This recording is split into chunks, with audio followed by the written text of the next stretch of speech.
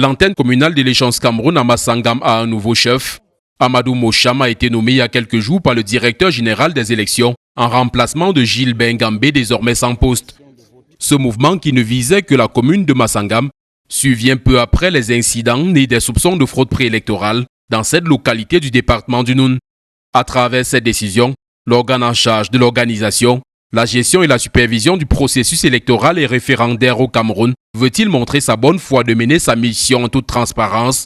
L'on serait tenté de répondre par l'affirmative, mais des acteurs politiques de l'opposition ne sont pas de cet avis. On ne peut juger la transparence ou la neutralité de l'ECAM à partir d'un acte isolé, puisque ce qui s'est passé à Massangam n'est pas un fait isolé. À l'époque, il y a un qui avait transporté le kit pour aller inscrire dans le littoral, un kit Bamboutos. Mais après, on a fait la même chose, on l'a envoyé à l'ECAM régional, mais aujourd'hui il est encore retourné, on l'a encore retourné dans le Bamboutos. Pour eux, l'ECAM a beaucoup de points à élaguer pour dissiper les soupçons de connivence avec le régime en place qui pèse contre lui. C'est bien déjà de démettre un agent interne qui a fauté, mais également il faudrait permettre aux partis politiques qui, de par la loi, si on veut se référer aux articles 26, 50, 51, 52 même, qui sont conviés à participer activement au processus de révision des listes électorales, d'y participer normalement. Tous ces gens de l'ECAM, à 90%, sont recrutés par les pommes du pouvoir. Et quand ils les recrutent, ils sont à leur service. Quand vous recrutez quelqu'un, il est chef d'antenne chez vous, mais il doit vous rendre service. Toutefois, selon ce militant du Rassemblement démocratique du peuple camerounais,